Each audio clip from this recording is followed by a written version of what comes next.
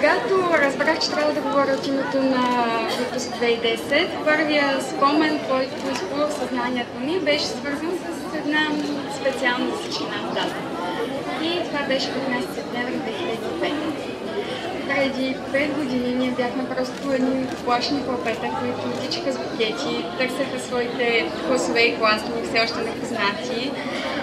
И мисля, че всички помним този ден, защото величествената сграда, многото моркови и проливния дъжд направиха незабравима.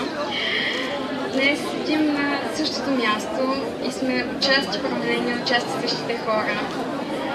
Днес ние вече сме пораснали, не сме същите хлапета, но мисля, че всеки от нас ще пази спомена за детското си в себе си. Много живяхме с тези 5 години. Много.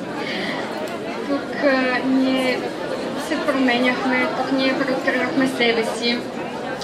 Тук ние не само се учихме, но ние се забавлявахме.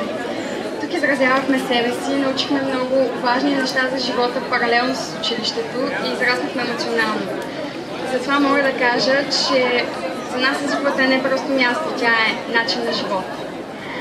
Мисля, че всеки чувства по някакъв начин сантиментална и е обвързан с нея.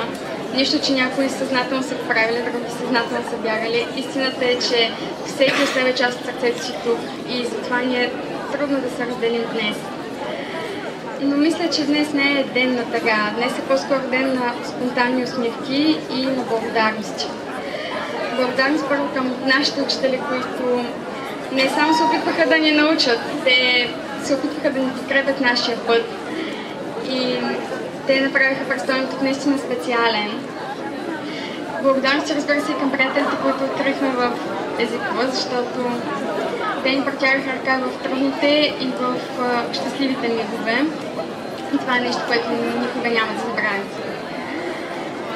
Днес ние не казваме своето сбором, ние казваме само довиждане, защото има какво да ни връща в училище. Убедена съм в това. И на финал, единственото, което мога да кажа за своя випуск, то е, че ние не бяхме каквито бяха предишните и не мисля, че и следващите ще бъдат като нас. Предполагам, че не сме били и това, което се очаква от нас да бъдем, но важното е, че ние бяхме себе си, ние живяхме своя път, своите 5 години. Направихме по своя начин и имаме своите спомени от тук.